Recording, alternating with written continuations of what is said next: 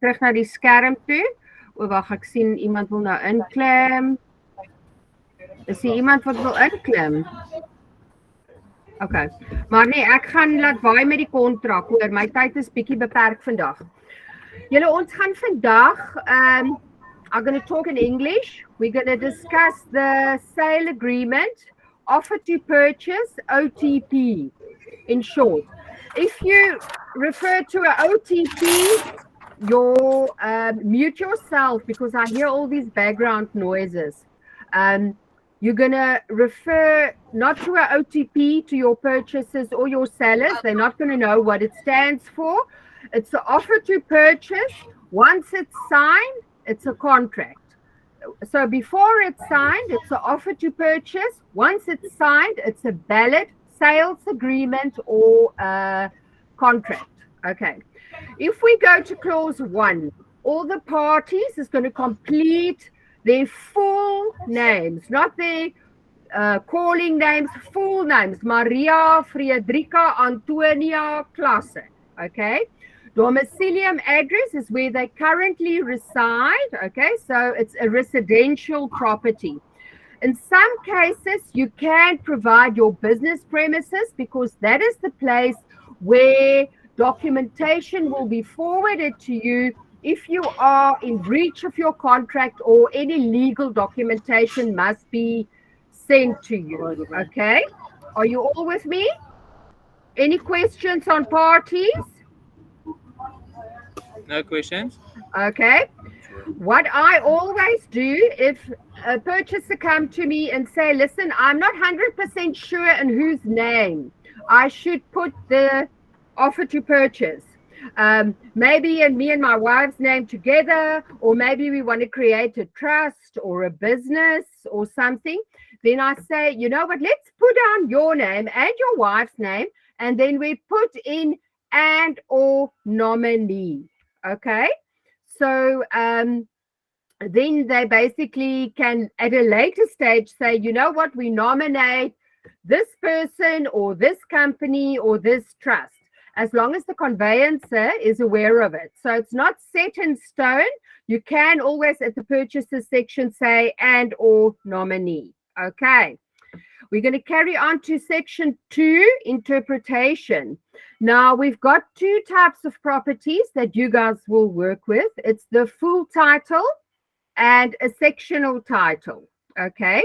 Full title, your street address will always differ from your stand number, unless it's some sort of an agricultural holding. Then you have your suburb, your township, or your sectional title. In your sectional title, you have your unit number, you have your flat number, you have like a sectional title scheme, which also needs to get inserted. So always make sure that you have the correct property description, the correct title deed description, and the correct scheme name, and that you will get from your seller when you list the property. Okay. If we look at the estate agent, are you all with me? Can you hear me? Hello? Yes, I can. Okay, perfect. Okay, it's lovely and quiet. Okay. Estate agent, that's estate agent, Alfica, not Alfica, our Fidelity Fund certificate. That is the latest one, Estelle. I assume that company FFC number. Then the principal details is on there. We just need to make like a space there. Sorry. Estelle, you will have to fix that for me. Can you see the spacing and send it out to everybody that it's in line, maybe tabs or something. Okay? Yeah, okay, principal FFC, that one. Yes, yeah. Put it in line with the estate agent there, that it's all, Sure. you know, in line and neatly. Okay. Then the estate agent will put their name, Fidelity Fund certificate, your mobile, and your email. The conveyancer is always, but always appointed by the seller. Okay. If the purchaser asks you they want to appoint their conveyancer, you say no, because it's seriously dangerous to do so. Okay. If you have questions about this, let me know. But always the seller appoints the conveyancer. Now the sale and purchase, here in clause 3. Okay, in clause 3, I will always add movable items such as the pot plants are included. The gate motor, I hear some background noise. I don't know from who it is, but please mute yourself. Yeah, thank you for that. Then pot plants, let's say a garden table and a garden chair. I will put in all fixtures and fittings. That will be like curtain tiebacks, a mirror above bathroom zinc. It's a fitted fixture. You can't remove that. A stove, we stay in Pretoria. In Cape Town, they are allowed to remove stoves from the premises. In Gauteng province, you are not allowed to do that. But I always say the stove, especially if you see if it's a loose standing gas stove, unless the seller specifically mentioned, you know what, I'm going to tell you, the stove is excluded, the purchaser must pay additional for this. Then you will put it all there. What is included, what is excluded in the sale in clause 3. It will vary from property to property. Clause 4, 4.1, that's your purchase price. Now, please don't. Sometimes you're going to get a purchaser who's going to approach you and say, please, let's make the purchase price 2 million. Then I don't have to pay so much transfer duty. I score some money. I'll pay you some money on the sideline. And I save, and it's like a win-win situation for everybody. It's not. You can go to jail. You can lose your Fidelity Fund certificate. You will see at the end of the offer to purchase, it says this purchase price is the true and correct purchase price, because SARS investigate the people to see, did they try to maneuver to come out of transfer costs, etc. And there's a lot of stuff like that going around. Okay. The other source is David, you and Marushka had a property like that. Let's say the purchaser has got not physical cash, but they're going to buy the property cash. They're going to do an EFT. Can be from proceedings of a sale of a existing property that they successfully sold, they've got the cash at hand, or it can be a divorce settlement, it can be a pension fund, but you have to put that other source and the amount, etc., etc. If there's a deposit payable, you will put it in clause 4.3. The benefit of the interest is always for the purchaser, not for the seller. And you will see there, the interest accrued on the amount shall be for the benefit of the purchaser. It will be paid into the conveyancer's trust account. It will never be paid to the seller, always in the conveyancer's trust account, because something might happen to a party, like the seller or the purchaser. Let's say one of them pass away in a car accident. What happens to that money? If the money is in the trust account of the attorney, it's safe and it will be refunded or whatever the case may be. But you never pay money in advance to either the seller or the purchaser or whatever the case may be. Okay. Suspensive condition, approval of a loan. Now, I normally, you will see summer times, and if it's not holidays, you can say 21 days for a bond approval. Winter times and holidays, and you're entering now Christmas season, December's, you always say 30 days, never less than 30 days. If the people are self-employed, you will always say 45 days just to cover yourself. If you run out of time in your bond period, you can always do an addendum to say the seller grant an additional period of time, let's say 21 working days for the purchaser to grant a bond. So you can explain that to your purchaser. But this is so important to pre-qualify your purchaser. If your purchaser is self-employed, to have their financials in advance, 3 years financials in advance. If you guys want to ask questions, please ask questions, okay? It's very important. Sorry, I have a question for you. Right. Yes, So ask me. if for some reason, let's say I'm selling a property and the owner decides he wants a deposit, can that deposit then be used or considered as the transfer fees? It depends on what they agree to, but no, because you pay a deposit, okay, Yes. and then the balance of the purchase price will be the deposit. Then the balance of the purchase, so the deposit and the other balance of the purchase price will make up the full purchase price. Okay. I see. Okay. So that's not a deposit. Right, because then I see. Yeah, unless you want to say the seller is afraid this person is not going to be able to pay the transfer costs, which is sometimes high. It's like 150 to 250. It depends on the purchase price of the property. Then you can add at the special conditions, you can say the purchaser will pay the transfer costs or the transfer fees on or before, boof, and you set a date. But you will do that at your special conditions. Okay. The reason why I'm asking is just to make sure that you explain to the client or the purchaser properly that this deposit is not the transfer nothing to fee, do with your transfer nothing to do with the transfer cost, and the transfer cost is yet to be determined. It cannot be. I can't give you an exact amount before the conveyancer has done.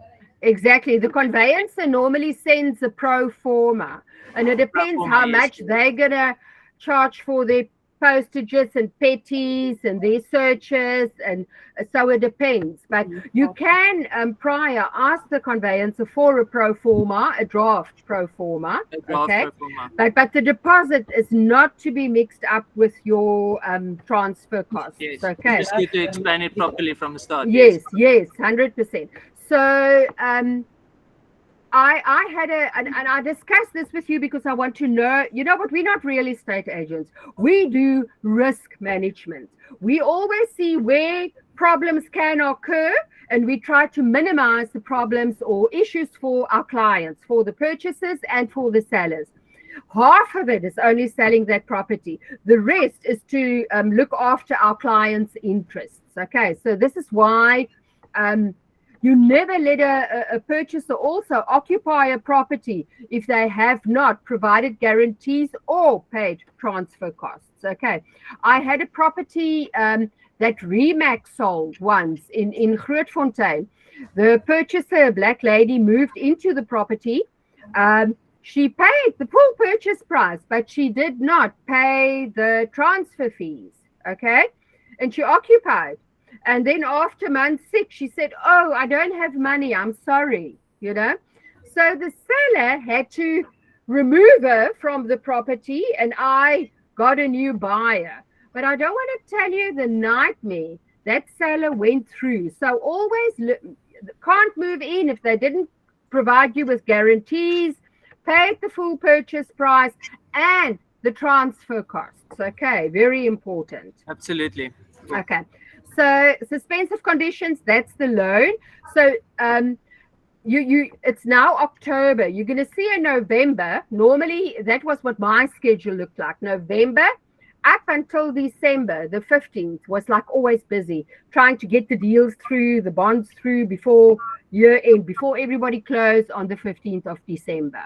Okay, so now you make your bond approval periods like 21 days, and then when we go into 1 December, you say 30 days or even 40 days to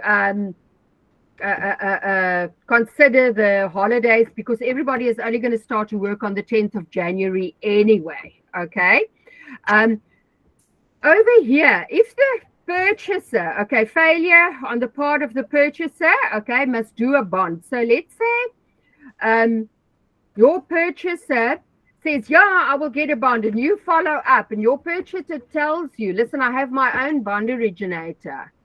then you say, listen, I want the details of that bond originator. I want to follow up with them. Have they submitted to the banks? So that clause is they need to provide you with information that they did apply at the bank or use a bond originator. So that's why it's always best to use your own bond originator, like your Yolanda, because you have more control, because you can see exactly, okay, this person, Yolanda, sends us emails. She's waiting for this documentation. Oh, she submitted at the bank. Oh, there they got an AIP, etc., etc. Okay. If the purchaser fails to furnish you with relevant information, you can tell the purchaser, you know what, you're in breach now, according to clause 4.4 section B, because we asked you to furnish us with information. And you do get that the purchaser sign a contract and then they get buyer's remorse and they just don't do anything. They say, I don't want to use your bond originator.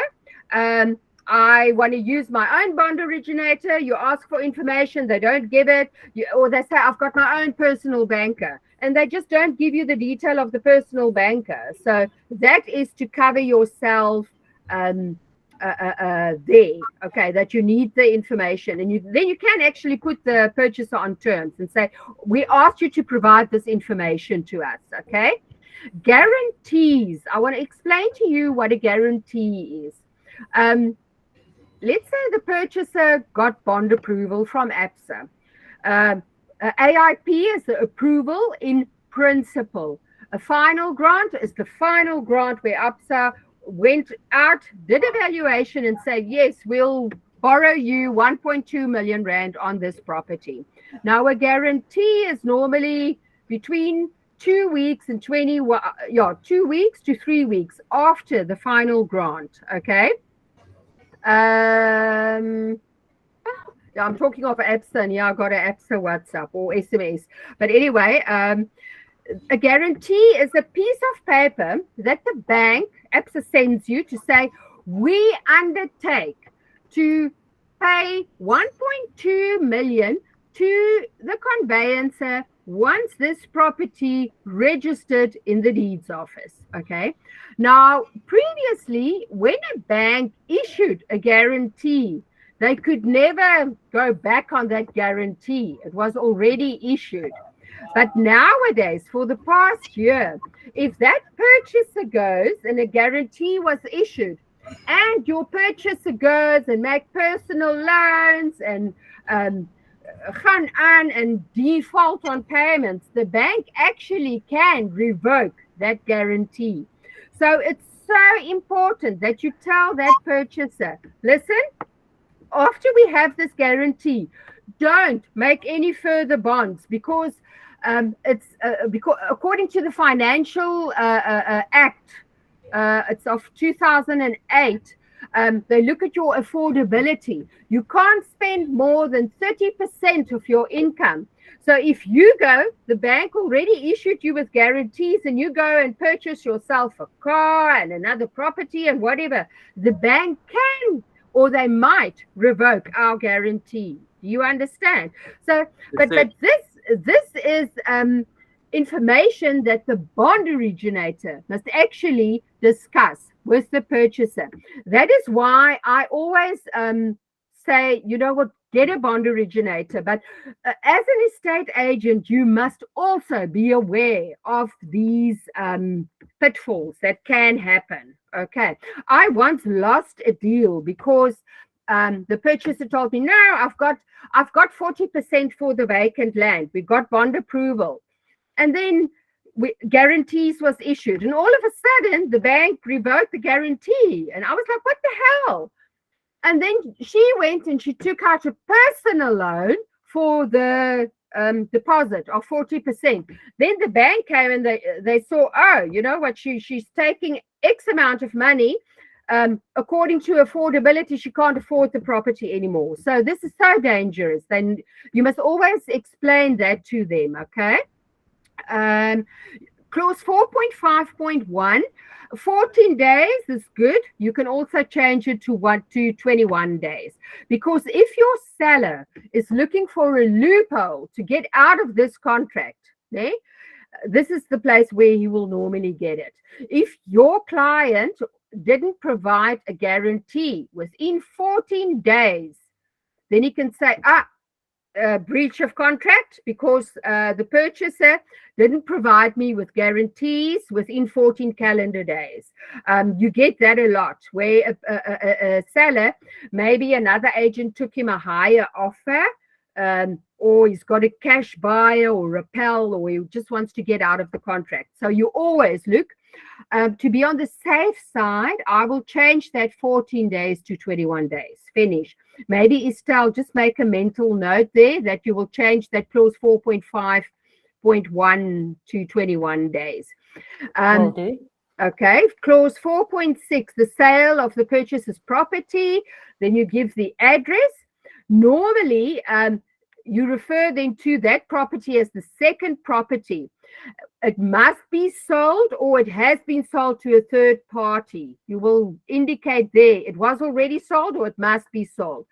You give 90 days. Okay, so there at clause 4.6.1, you're going to say not later than, and I will put in there, Estelle, maybe you must do a line there, and or say 90 calendar days after, okay, 90 calendar days after seller acceptance of offer. I will put that in there, clause 4.6.1. Sometimes the seller is more in a hurry, then they say 60 days, but I prefer to keep it 90 days, then it's just fair for everybody, okay? Now, the suspensive conditions for the sale of the second property, because this is now the second property we refer to. Normally, we say all the suspensive conditions must be met 30 days after the purchaser, as the seller of the second property, accepted the offer to purchase. The reason why you do that is that this a purchaser can't accept an offer that's also subject to the sale of their property, because then you're opening up a can of worms. I once had a contract, you call it, it was a 5-leg transaction. My purchaser had to sell a property. Then their purchaser had to sell a property. The purchaser's purchaser had to sell a property. It was a 5-leg transaction. Wow. You won't get that with your cheaper properties, but your 5 million and higher properties, you get that very easily. Then you as an agent will also have to be involved, because this is so, just something can goes wrong, and everybody has to plan accordingly. So you have to make sure that you use your conveyancer, the seller's conveyancer, and you're going to get a lot of gray hairs. But when we cross that bridge, we will handle it. I have done it before, so I will help you guys with that, okay?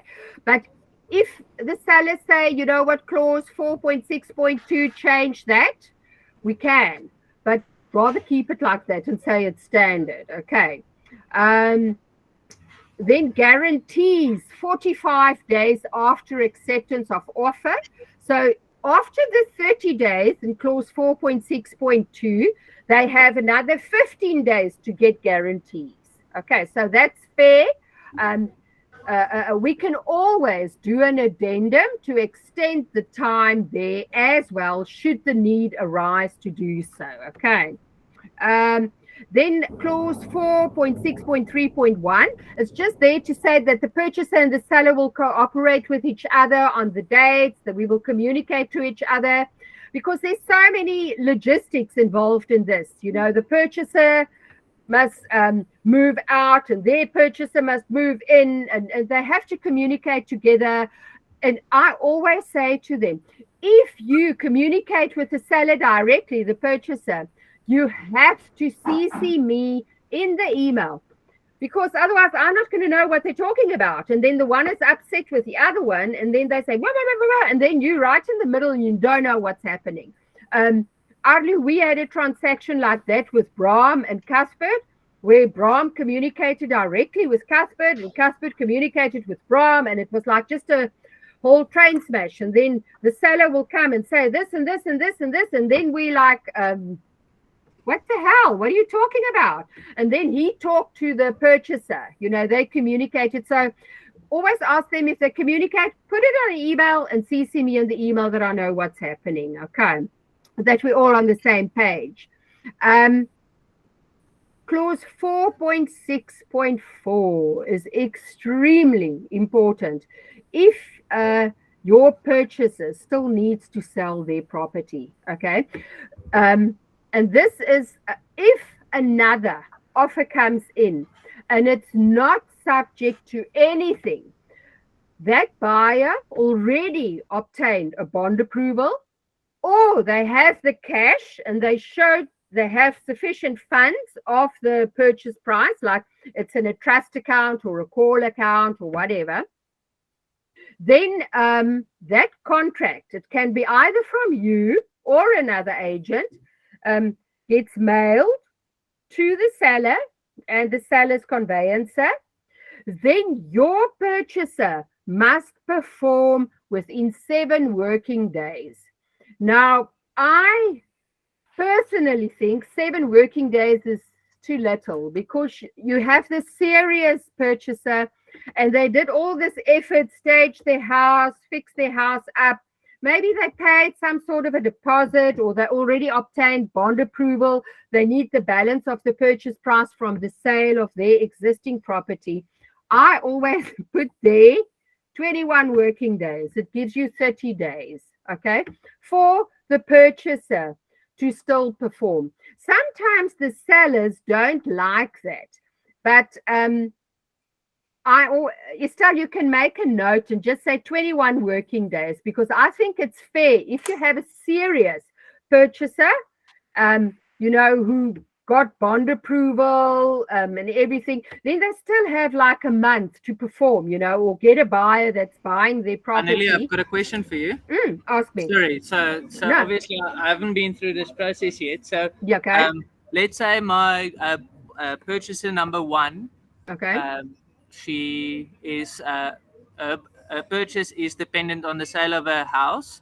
Okay. What can she then send as a guarantee to the seller that is going to get his money? If she can say, look, the person buying my property has received this guarantee from the bank, his bond has been approved. Can they then send that to the owner of property number 2 and say, they can. Your seller is not going to do it. Their lawyer, their conveyancer. So the conveyancers will communicate to each other. So it's not your purchaser. Your purchaser is going to say, listen, this is my conveyancer, and we're going to follow up weekly with the conveyancer to say, what is the status? Did your buyer get bond approval? So it's from conveyancer to conveyancer that they communicate. We will just sit here in the back and follow it up every week. Okay. So so they can do a guarantee or a bond approval, or paid that, like in Marushka's case, the guarantee was a statement of the conveyancer's trust account to show that the funds is there in the trust account. And if that is not true and correct, that is fraud. That lawyer, that conveyancer can go to jail. Okay. So one more. Yeah. So let's say my purchaser does come with this bond approval from their buyer. Okay. Is it fair to ask them to please prove that their buyer has the transfer fees, proof of funds? You can. Because if that buyer of theirs don't have transfer fees, then their sale's going to fall through. You can do that, but you're gonna always, if you do follow up, you're gonna communicate this with the purchaser, and you're gonna CC the lawyer, their conveyancer. Okay. Understand. Because this is legal terms. Then that lawyer can go to the purchaser and say, listen, our seller in our first leg of the transaction is concerned that they want proof of your funds for the transfer fees. You can do that, 100%. Okay.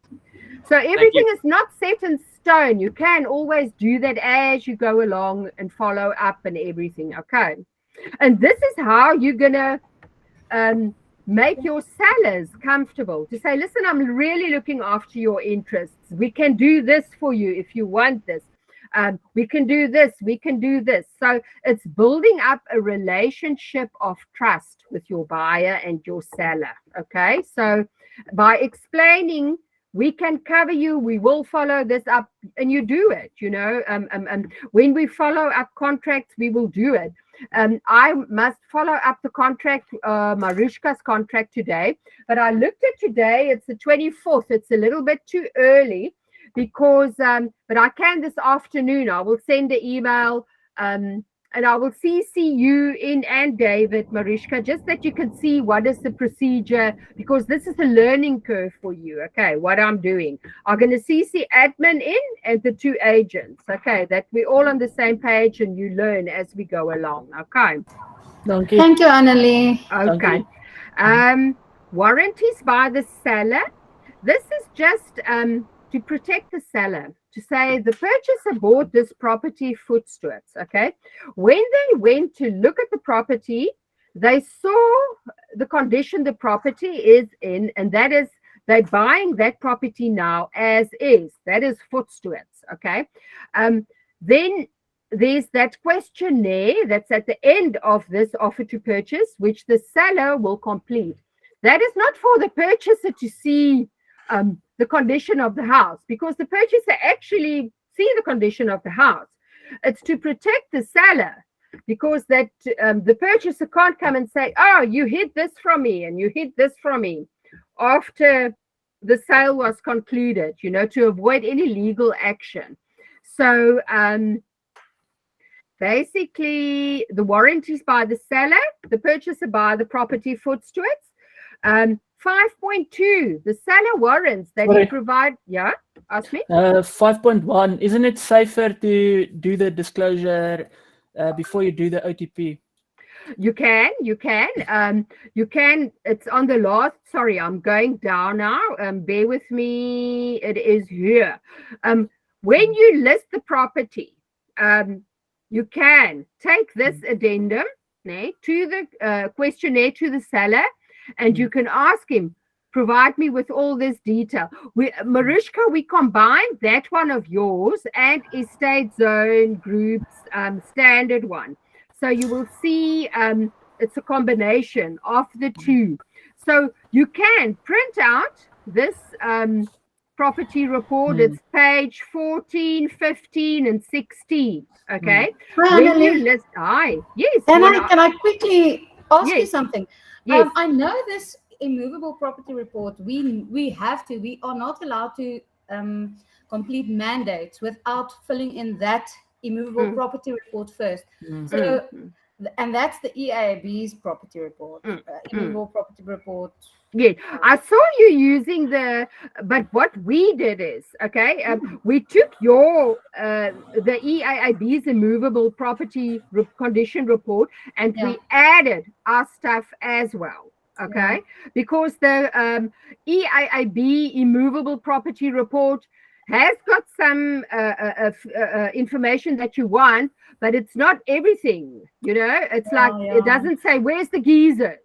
Now, you understand? So we combine I like yours the two. better. So I asked Estelle to combine the two.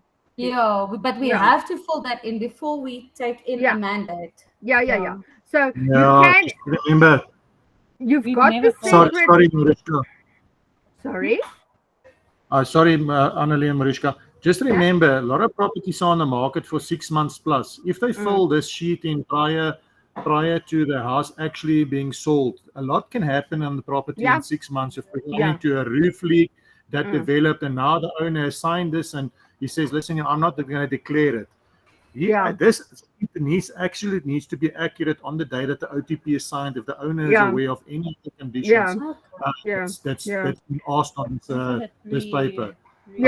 I mean, a lot can happen while the property is being marketed. marketed with regards to It's so defects. true. There can be a hailstorm. I agree with that.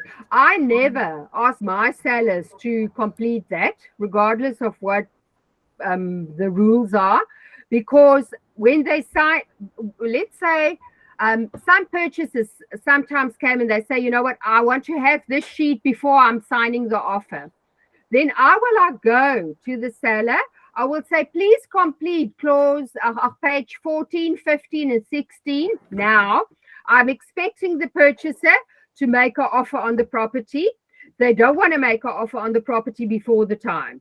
But you know what? I had it once or twice in 20 years. You know what I'm saying? So I will, if the seller, if your purchaser is finicky, you can tell them, you know what, you can get your builder, you can get your engineer to come and do an inspection at the property. I will arrange access for you on the property. But this is better if the seller signs it at the time when the contract was concluded.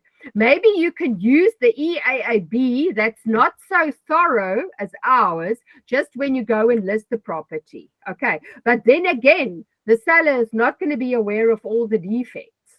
You know what I'm saying? Mariska, does it make sense? Yes, no, perfect. Yes.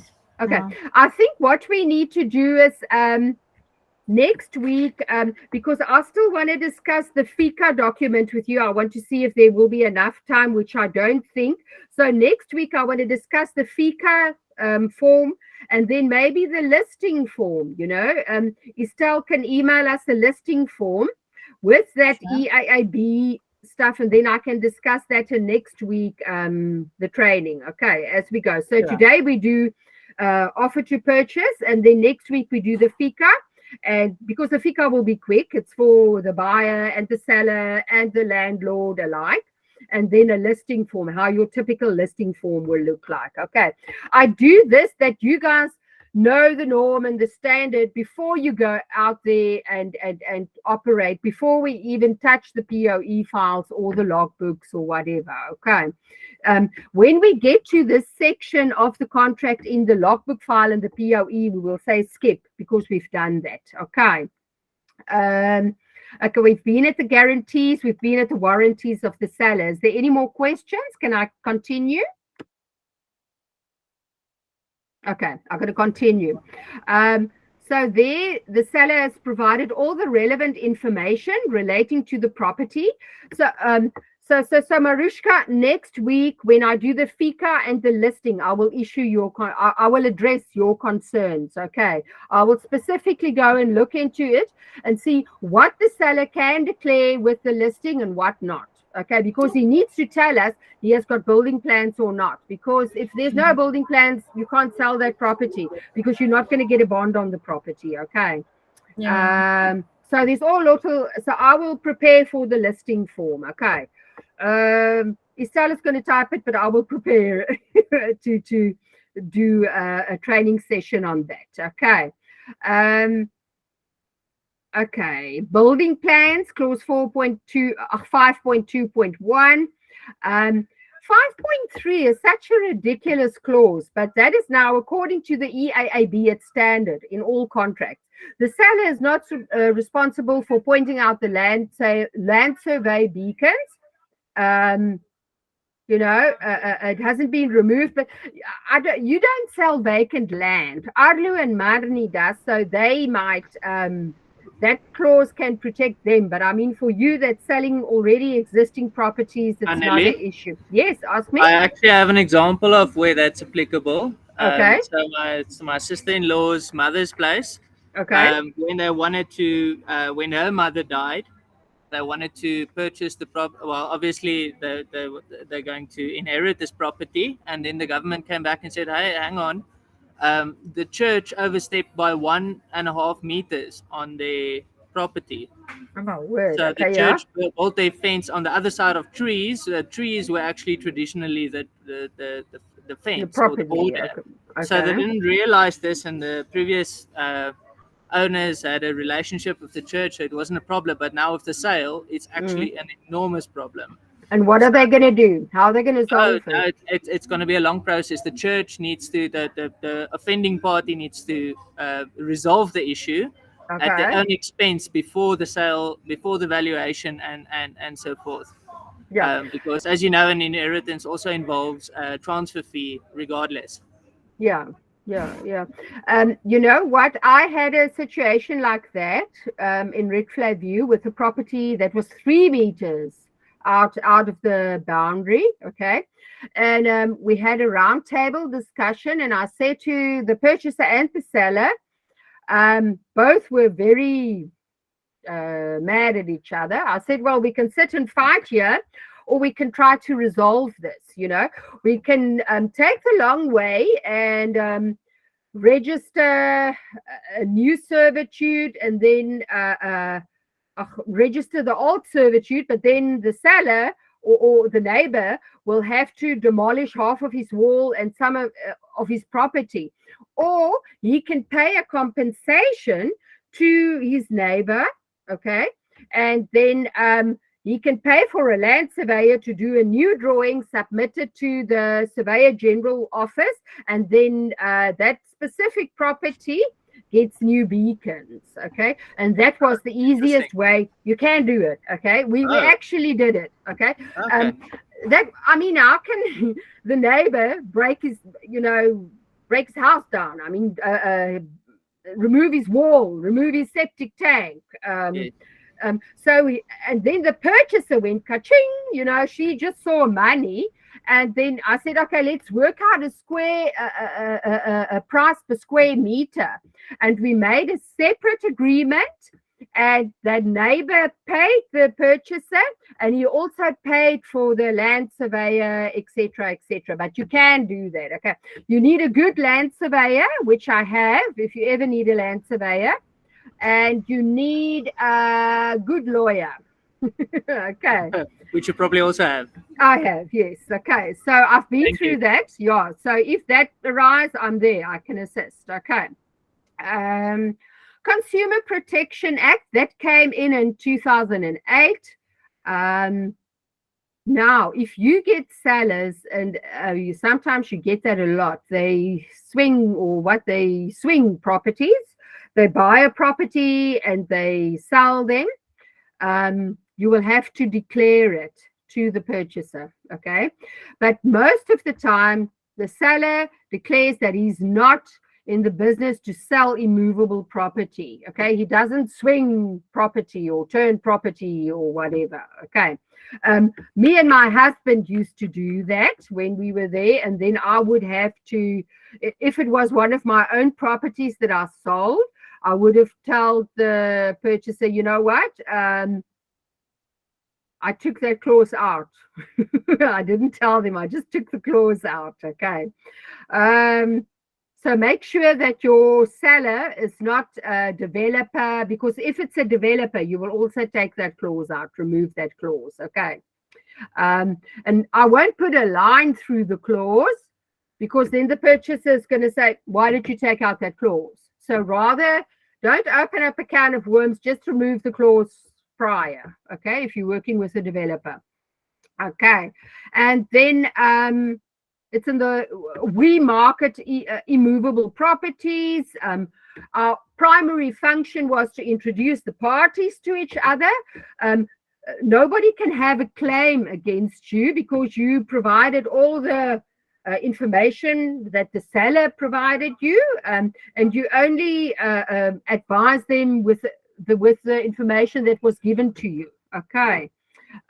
You cannot take any legal liability for the condition of the property unless they can prove that you hid some information from them, the purchaser. Now, I'm extremely big on emails, and Estelle can hear me out on this. In Red Flag View, there was dolomite. I had a purchaser who bought from me. 7 years later, she sent an email to say, no, I didn't tell her about the dolomitic conditions in the estate. And my contract, I made my offer to purchase, the purchaser is aware of the dolomitic conditions, and they received a geotech report. You can put that in the contract if you have a condition like that. And I always archive my emails. So I send her an email. I said, oh, why didn't you get? Here, your dad received the geotechnical report. He asked for it. Here, you communicated to me. You communicated to your engineer. Here this, here that. So always keep what you can of a property on email, all communication. Make a folder on an external hard drive and say the property description and protect yourself and keep all your email communication, all the documentation or whatever, So we in the business to not really sell property, that's not our core function. I always say I do risk management because the longer you're an estate agent, you're going to get some comebacks and you have to prepare yourself. It's like playing chess. You have to prepare for comebacks like that. Okay. Where are we now? Okay.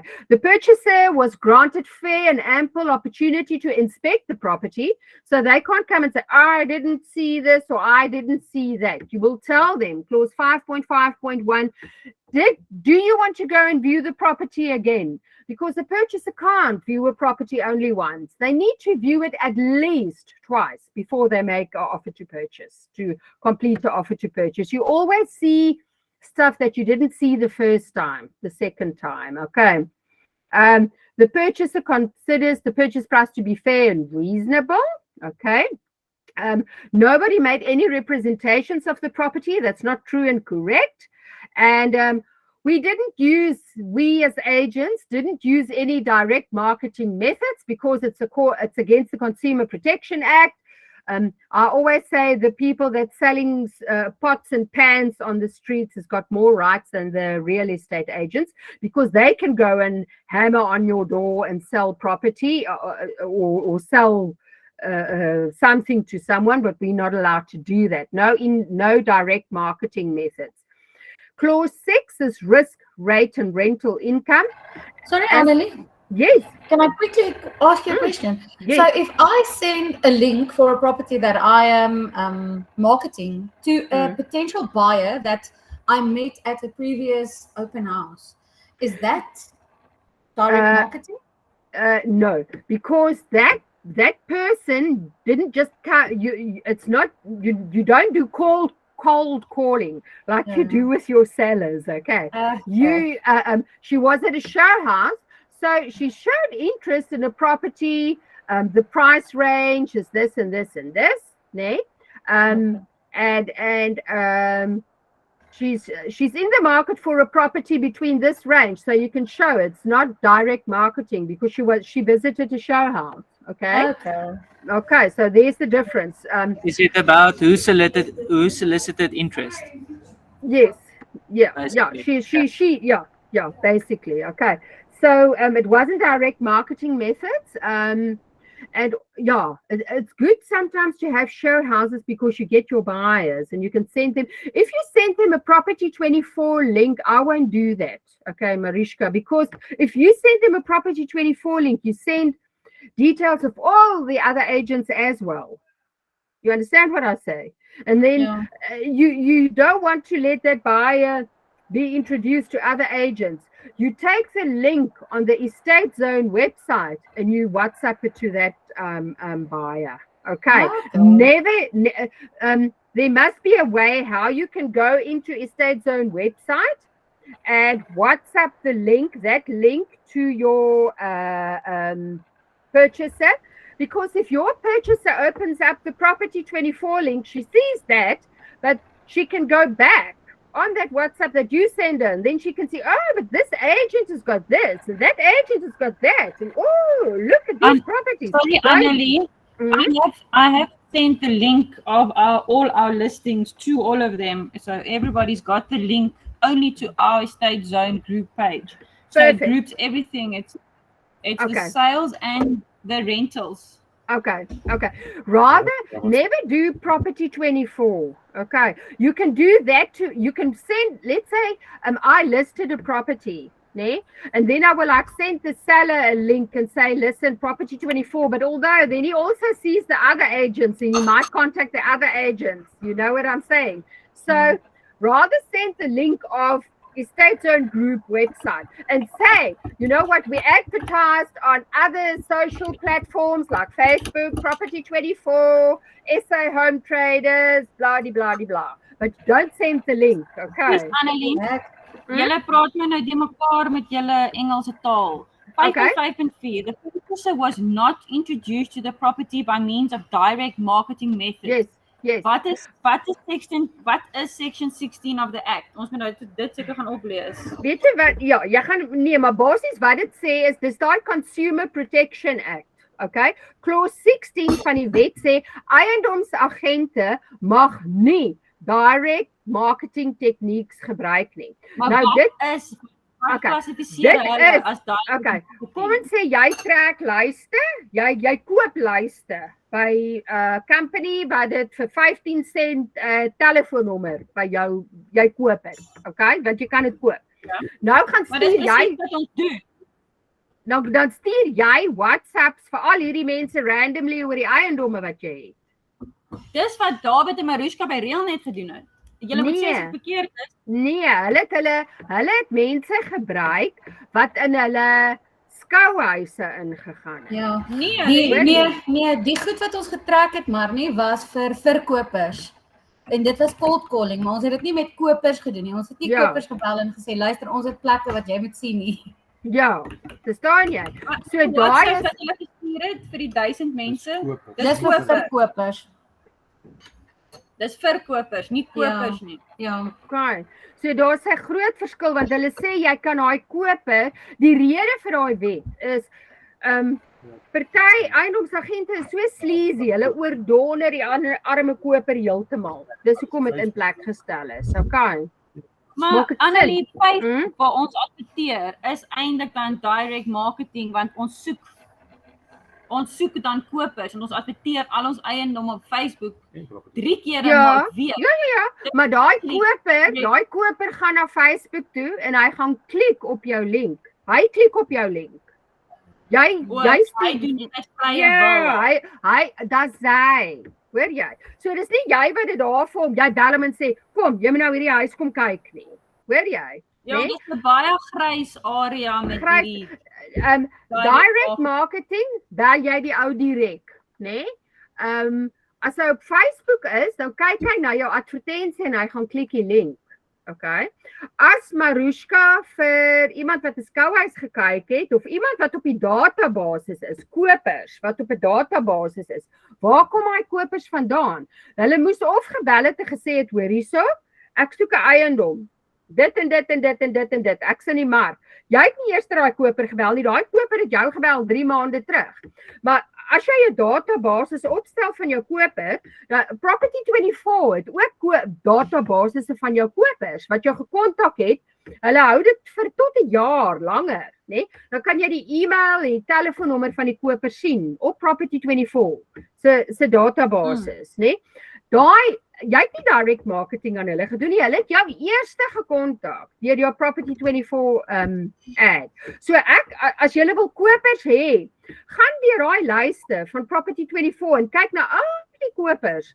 En as jy hulle huise inkry, dan WhatsApp jy die links aan hulle. Dis nie direct marketing nie, want hulle was in die mark. As hulle dan nou sê, jy gebruik direct marketing, dan sê jy nee, jy het ons gekontak hier en hier en hier en hier. Op hierdie platform, hier is die bewys. As jy nie meer wil SMS'ie of ietsie kan nie sê vir my jy het reggekom met 'n plek. Hoor jy? Dis die verskil. Jy initieer nie die eerste kontak nie, hulle doen. Okay. Dis basies waaroor dit gaan. Maak dit sin? Ja. Okay. So dit gaan net oor wie maak eerste kontak. En dit is actually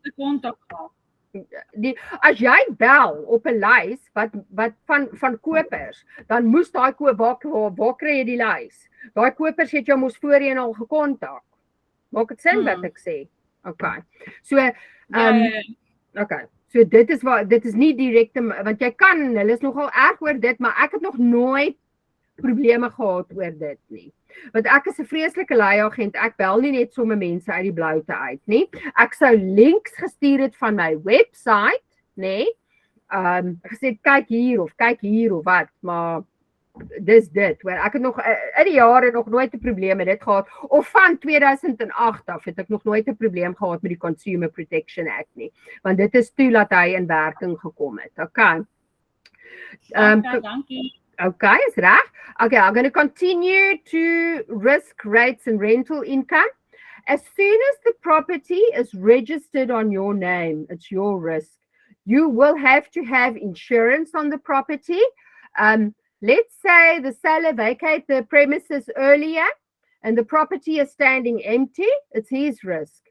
So until the property registers on the purchaser's name, the risk is for the current owner. On date of registration, the risk is the new owner is liable for any risks and must make sure that they have adequate insurance. Then they're going to pay rates, municipal rates. Rental income in this clause refer to, let's say the seller is renting out the property for a period of 12 months. We are under the Dutch law where they have, and you can't translate it. It says hier gaan voorkoop. They even say that in English. So if you have a property, you're renting it out for 12 months. After month 4, you say, you know what, I want to sell the property. 2 months, you got a offer to purchase. Let's say 6 months, the property was sold. You can't kick that tenant out of the house because hier gaan voorkoop. So the tenant can stay there for the remainder of the 6 months. After the property registered on the new owner's name, that new owner can get the rent then, not the previous owner. So that's what it basically means with the rental income. Did I explain it clear enough? You need more explanation. No, thank you. Okay. Occupation and occupational interest. Occupation of the property, always try to make it on date of registration. I always found that if a purchaser moves in prior to registration, they move into the property, then they see, oh, I'm paying so much for this property. Look at this paintwork. Look at this. And then they find fault with virtually everything. They're not going to call the seller. They're going to call you and say, listen, David, this and this and this and this. Marcus, tell the guy this and this and this and this. You know, so always try date of registration. Don't work hard, work smart. Okay. Let's say occupation is given to the purchaser prior registration. The purchaser are not allowed to make any changes on this property unless the seller gives written consent that they can, and they also do that at their own risk. Should something happen and the deal falls through, let's say the seller pass away or the purchaser pass away, the property must be handed over again in the same condition as it was before the purchaser occupied the property. Now, your occupational rent is normally 0.8 to 1% of the property value. We don't get any commission on that. I don't like it if they move in prior to registration, because sometimes I find that, you know what, the seller is now happy, he's getting a rental income, the purchaser is sorted because they've got a head over their roof, and I'm like the only one chasing this contract to register, you know. You don't get commission on the rental, so that's why always with date of registration, you always have to keep that carrot in front of your purchaser's nose. You know, that's just my belief. Okay. I did discuss clause 7.2 now. The purchaser will have no claim against the seller arising out of any changes or additions made to the property by the purchaser. Let's say the purchaser made improvements on the property. They can't claim that back from the seller. It's on their own risk. Okay. So you need to explain that very clearly to the purchasers. Annelie? Yeah. 7.2, if the written consent is given by the seller and the deal falls through, does he still have to return it to original, how it was originally? you can take that out, but always keep that clause in. The purchaser will have no claim against the seller arising out of any changes, because I mean, otherwise the purchaser is going to come say, oh, I painted this and this and this and this. Yeah, you know, so keep that last sentence in. Okay. Then transfer. The purchaser is responsible for payment of the conveyance's fees and the transfer duty. Okay. Now, the seller and the purchaser must immediately, when asked to do so, sign all documents and with connection to the transfer of the property. They don't do stamp duty these days. I don't know if I must go and look at a conveyance's pro forma invoice. I don't think we work with stamp duty, but we leave it in. It's a standard clause according to the EAAB.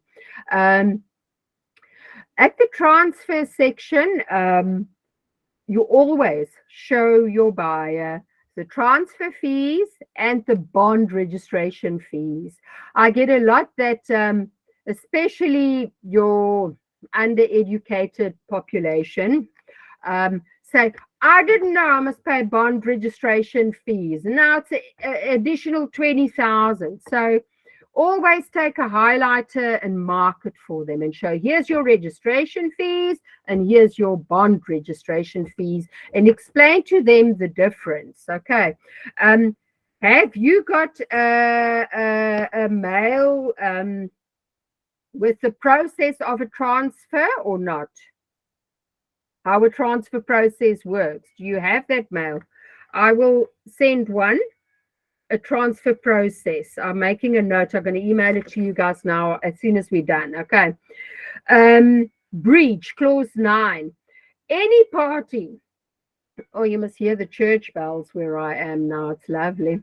The breach, any party that's in default of the contract, the conveyancer can put them on terms.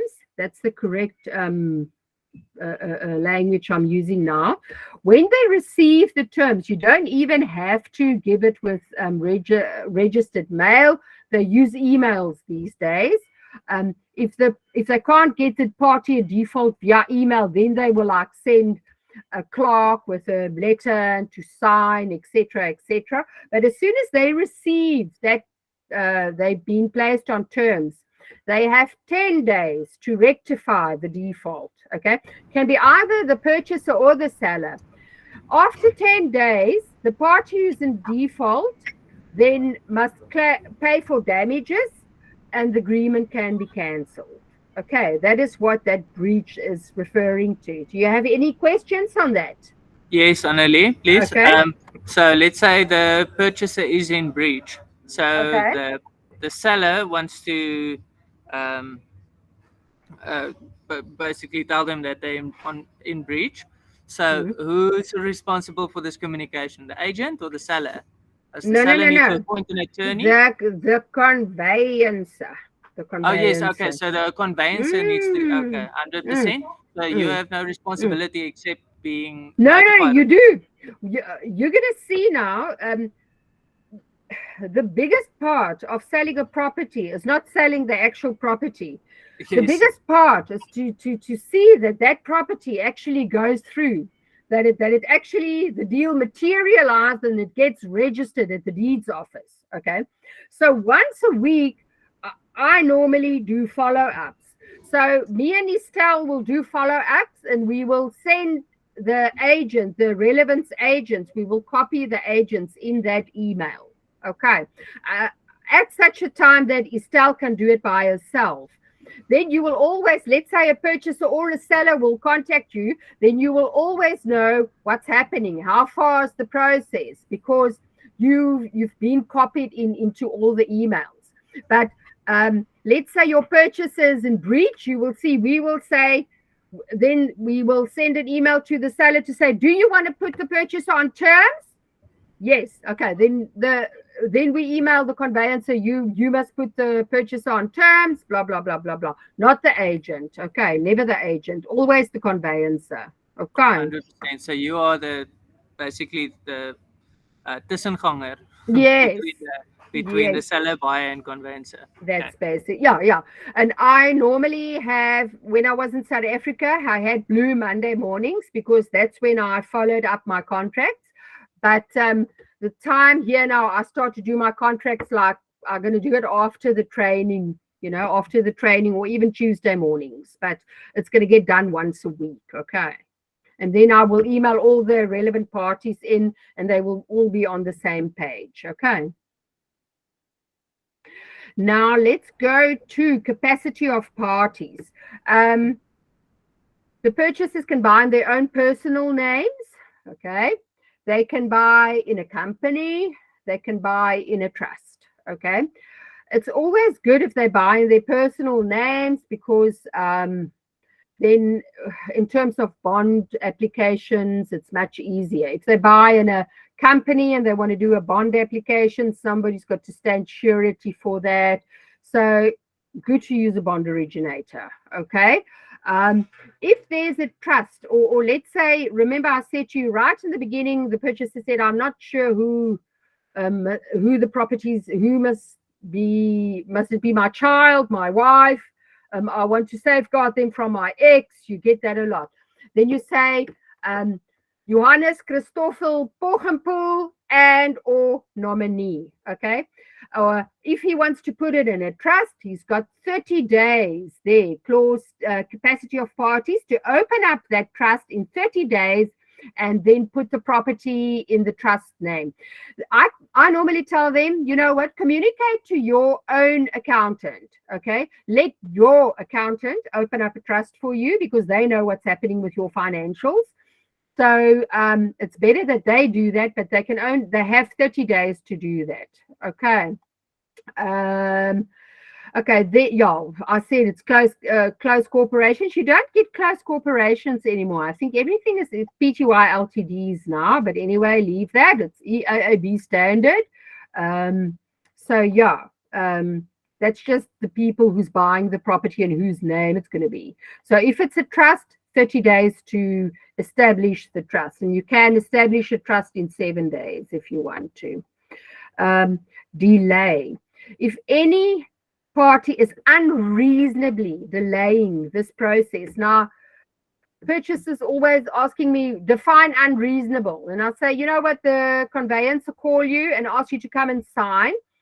You have 2 to 3 weeks to sign. Yeah?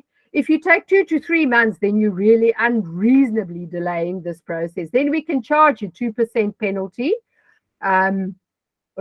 because of the delay. So, I've never had, I had threats that they will use it, but I never had people who used that clause 11, for the property by delaying. Although, you know what, I actually have one there where the seller's divorced and the husband didn't want to sign the contract. And then the law ordered the husband to sign and he still doesn't want to sign. And the sheriff can sign on the seller's behalf.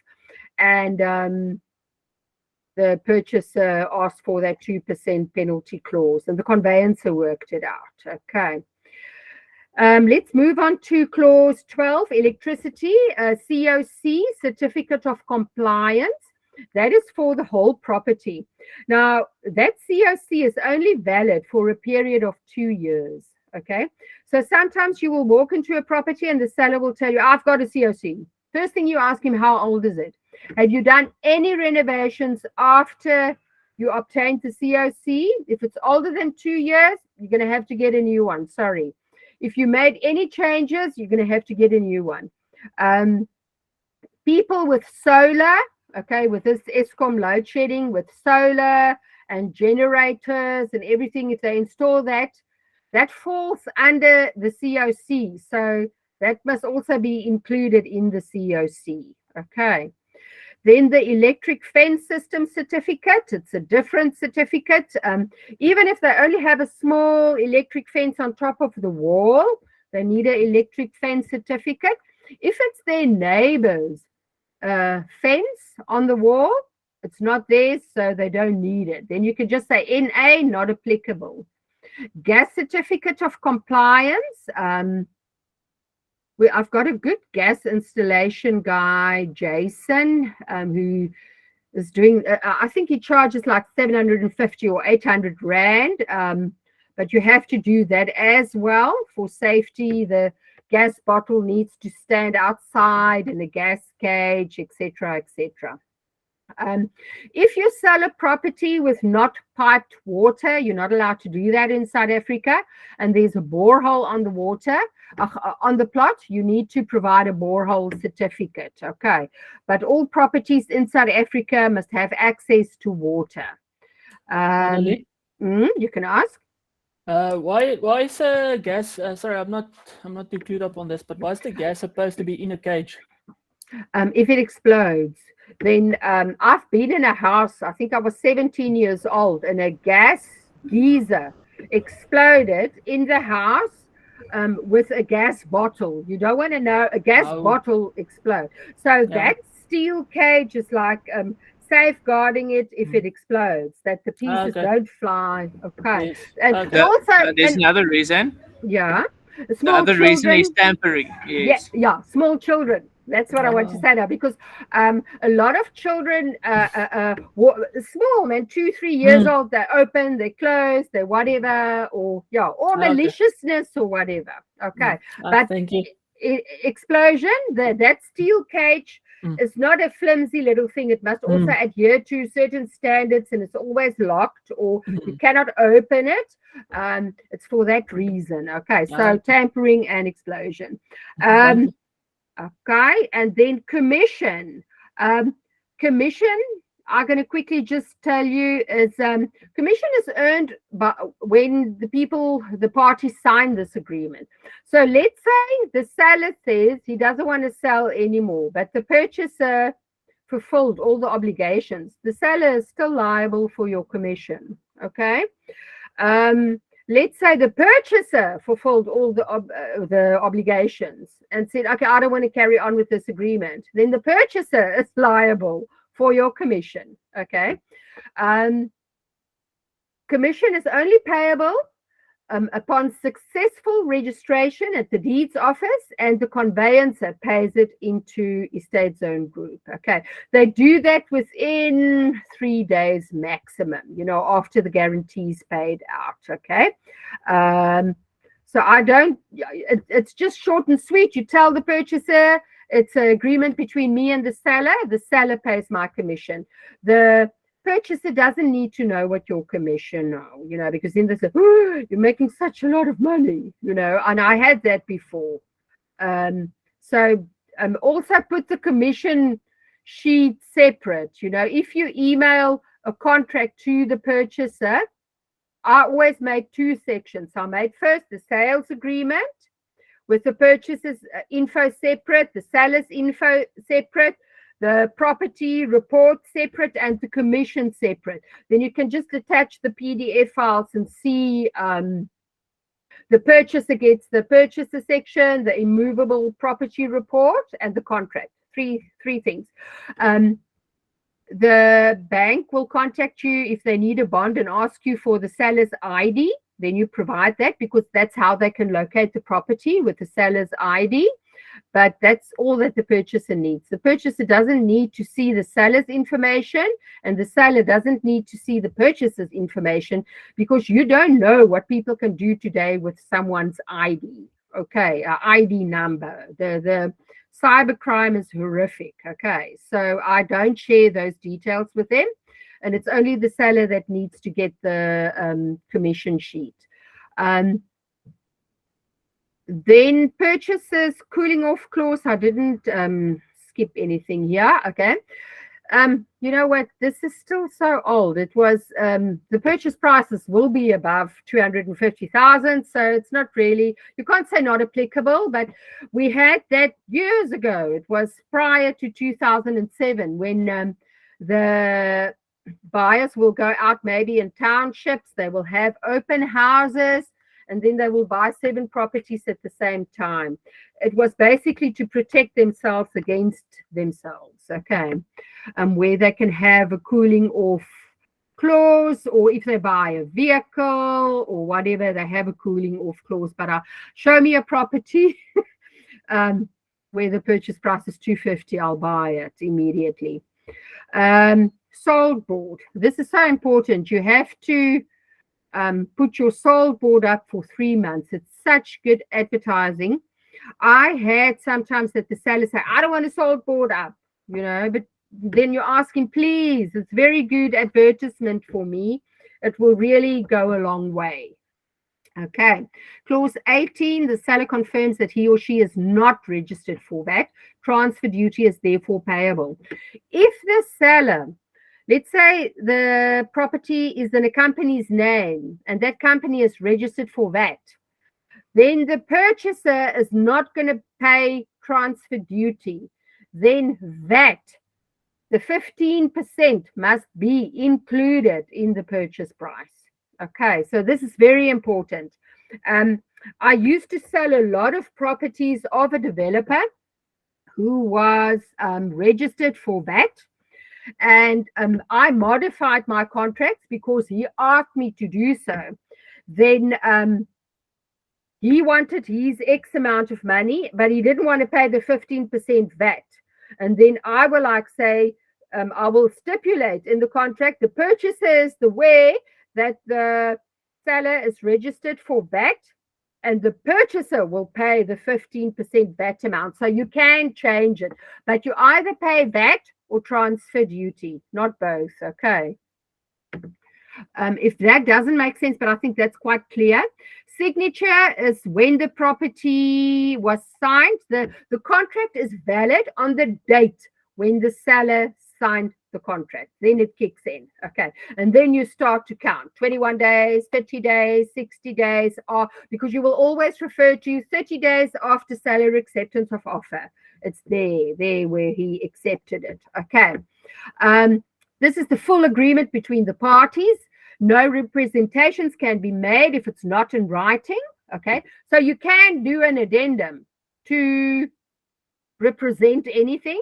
You can extend it if you can amend it if it's an addendum. Okay. But if it's not in writing, I always say it's vapor until it's on paper. Okay. So no extension or time waivers can be given if it's not in writing, but you can do an addendum. Okay. No rights may be ceded if it's not in writing. The Matrimonial Property Act, you always have to look how they are married. Okay. I had this famous actor who bought a property from me. He was married in India, on a beach in India, and South Africa didn't recognize that marriage. So, it was like they were single. You must also look at same-sex marriages. You have to, at the purchaser section and the seller section, they have to indicate that very clear. If your Black people are married with a traditional marriage, that is in community. So the husband can't come and sign this offer to purchase. The wife must sign with him. Okay. So it's very important that you know how they are married, because then you know who needs to sign and who don't. Okay. You can always contact me, send me a WhatsApp or email me and say they're married like this. Who needs to sign? And I will tell you. Okay. I actually heard the other day the Seychelles also, if the people plan these romantic weddings or whatever, I think South Africa also doesn't accept any marriages from Seychelles. Okay, we're in the 20.6. The seller warrants the amount referred to in clause 4.4. It's the purchase price is the true and correct purchase price. There won't be any other indirect payment. That is what I told you about SARS. Everybody can go to jail. The agent can lose the Fidelity Fund certificate. So I always tell the people, if they come with requests like that, you know what? I don't want to lose my Fidelity Fund certificate for this money. I will never be able to practice as an estate agent again. You can go to jail. So no. Okay. We're in the jurisdiction of Pretoria. So if anything, if we have to go to court for something, the property description, it's not erroneous because you did your homework and you wrote down the correct title, deed, property, description of the property that you're going to do when you list the property, which I will explain to you next week. Okay. Everybody, 20.9, our SARS must be up to date. You as an estate agent, your income tax must be up to date. Okay. The seller's income tax must be up to date. The purchaser's income tax must be up to date. What SARS is doing now is, let's say the seller, we found that a lot. The seller sells, it's an urgent sale, he accepted a lower offer, but he defaulted on his SARS. Then SARS will take, they will actually pay, ensure that the agent get commission, and the rest of the money won't go to the seller. The SARS can actually attach that money, you know, for money that the seller is owing SARS. So you have to explain this to the seller.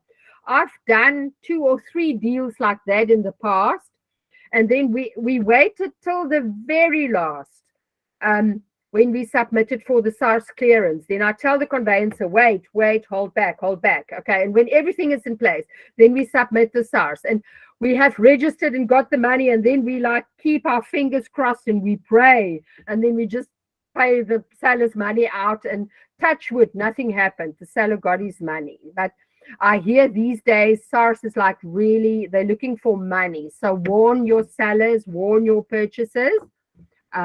Your SARS income tax must be up to date. The parties acknowledge the FICA Act. There's that nice FICA documentation that we need to submit. I will do that next week because we're already 24 minutes over our time limit. So I'll do that. So there's just your FICA, it's your residential address, proof of that, and an ID, utility bill, and a copy of the ID. If the seller is a non-South African resident, the conveyancer can withhold funds if SARS asks them to do so, if due to income tax or whatever. Okay. Never had that though in 20 years that I sold properties. Okay. Days in this agreement refers to calendar days, first day excluded, last day included. We all gave our true physical addresses, clause 20.3. 20.14 is the POPIA Act, where the purchaser and the seller said, I give you my sensitive information, you're going to safeguard it, you're going to keep it safe for 5 years. You're not going to dish it out to anybody, blah, blah, blah. The POPIA Act, we're still going to get to all the acts, okay? But this is just to safeguard the party's information. We're not going to sell it to a third party or a other party. Clause 21 is the special conditions. David, I think it was you or Marcus who asked me, you know, let's say the seller wants the purchaser to show that he's got funds available for the transfer cost. You can say 21.1. The seller requests the purchaser to show funds for the transfer fees within 14 days of seller acceptance of offer. You can basically put anything you want here in special conditions, okay? Like the purchaser will pay 15,000 Rand for the ride-on lawn mower. Just specify the ride-on lawn mower, the green John Deere, blah, blah, blah. Try to specify as much as you can in the special conditions. If there's no special conditions, take it out, because we don't want people to write stuff in here afterwards. If you make, you can ask. I can hear someone wants to ask. Yes, Annelie. Yeah. Can this could you potentially use this clause? Let's say there's a Wendy house that's not on the plans, and it needs to be removed before the purchaser occupies. So then the seller must have the Wendy removed Removed. and left in a neat condition Yes, yes, afterwards. yes. That's where you can put that in. Okay, and you can add more lines. You can type it in. But that's where you put all those funnies in. Okay, and then page 11. Okay, I changed the time to witness. Okay, the banks changed their criteria. If you do a bond on a property, you must have at least 2 witnesses. Okay, so I just thought time is not essential in a contract, but witnesses there we have. So what's going to happen is you put your dates here, the place, and then the purchasers sign. Okay, and then you need 2 witnesses. So you can also witness as the agent, and you have to get someone else. I think on Marushka's contract, I even witnessed there as a second witness. Okay, so this will be your purchaser. If there's another purchaser, if you have 3 or 4 purchasers, you will copy paste and you will put more purchasers in there. Okay, if you have more than 1 seller, you will add copy paste more sellers. Okay, but always have 2 witnesses. Okay, have you got the same one than I have now? Page 11. No, Hello. mine Okay. says done. Okay, I changed it before the meeting. Okay, and I emailed it to everybody, and I told them I changed page 11. So just use that. Otherwise, Estelle must just email it to you again, but it must have witness. Okay, time is irrelevant because it's a day. We've got the date, but we need 2 witnesses. Okay, and I just thought it's easier to take out time and add another witness. Okay. Let's carry on then. Estelle, you must just check. I did email that I think it was 15 minutes before the meeting. Yes, mine is correct. I have witness in here, so I think Okay. they're just using the wrong Yeah, one. mine is also correct. I think you Okay. didn't take the latest one, David. Yes. Okay, but just check your emails. You've got the latest one. Okay. Then purchaser, this, you can tell the purchaser, you know what, the seller is not going to see this. It says information for conveyancer. So here again, they will say, how are they married? Do they have their antenuptial contract? How are they married? In community, out of community, with accrual, without accrual? They will put that there. If they don't have their antenuptial contract, the lawyer can look it up for them in the deeds office. So, I always say normally they say, oh, I don't have it here. Then I'll just put TBA, to be advised. Okay, and then we'll get it as we go along. Identity number, telephone numbers, and they sign. Same for the seller. How's the seller married? If the seller is married in community, both the husband and the wife must sign. This is so important. Okay. Existing bond, the bond balance, and then there we go. This is now the immovable property condition report that the seller needs to complete to ensure that there's no hidden defects, okay, on the property. And the definition, I like the definitions that the EAAB have, and they also define defect, and I am aware of the fact, okay. And then, question? No question. Okay. There is the standard property report, NHBRC, if you will see at clause 11. This is just a standard thing, but NHBRC is only valid for 5 years.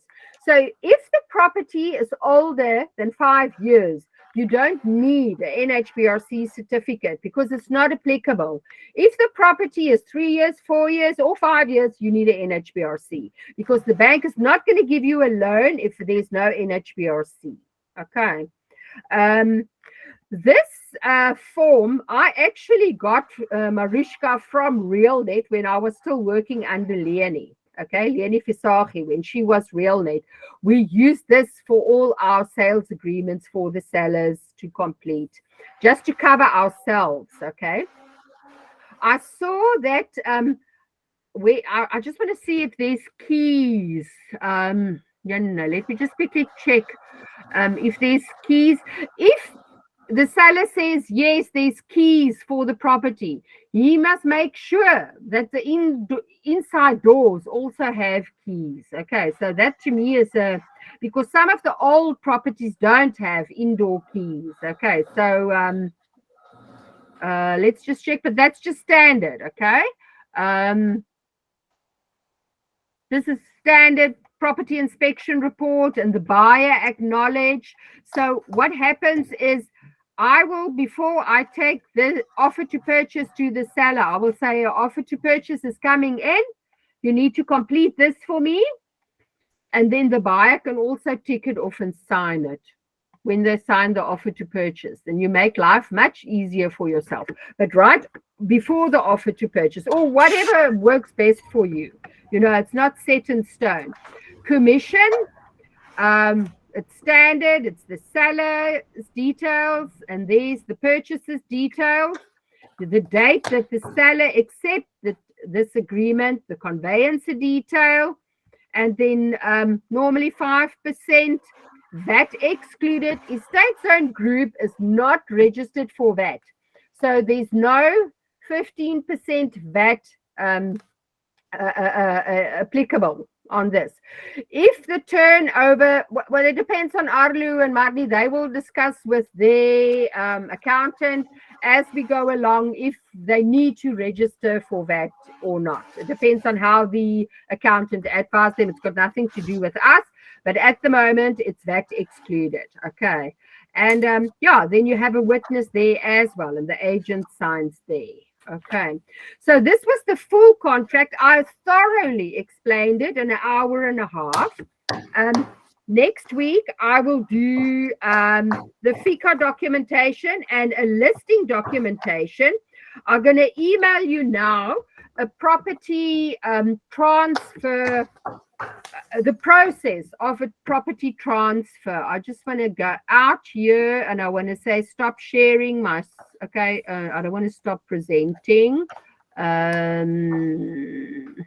Wait, let me just put this now to exit the view, presenting to everyone, stop presenting. Okay, there we are. Okay, so I'm going to email you a detailed report of a detailed schedule of how a property transfer, the transfer process, then you know, and it hasn't changed. So it's also nice to put that in the folder for your buyers or your sellers, that they know what's happening. But I will email it now as soon as we're done. Is there any questions? No, thank you. Okay. Well, did I touch all the subjects? Yes. I was very thorough. Okay. If you have an analytical buyer, you're going to have to be as thorough.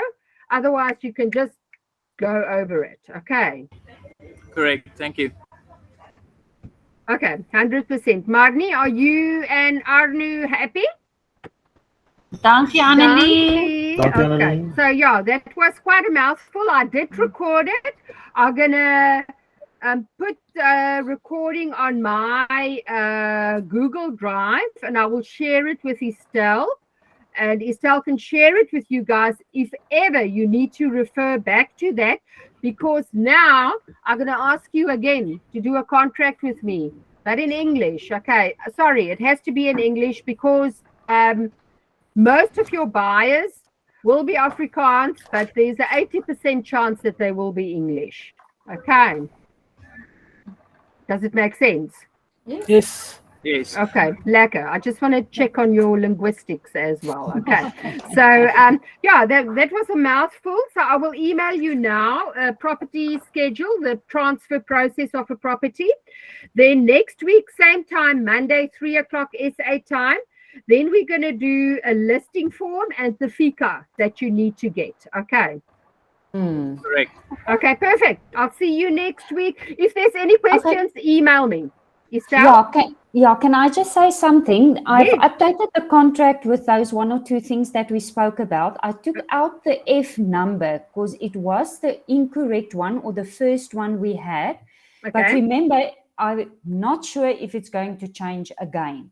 So until we have the correct one, after I go tomorrow, we will Okay. add it into the contract Okay. again. So I will send the updated contract now to everybody again.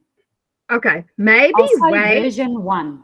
Yeah, say version 1, and after you've been to the EIIB, really good luck with this. Thank Your it's crazy, but then you can just say version 2. Okay. Sure. Okay. Bye, allemaal. 100%. Okay, bye julle. Goed gaan, hoor. Bye. Dank je hoor. Bye. Dankie allemaal. Bye-bye. Altyd spyt. Ons stond op met dinge wat ons weer wil koop. Moet die kollages kan nie vir my koop. Ek dink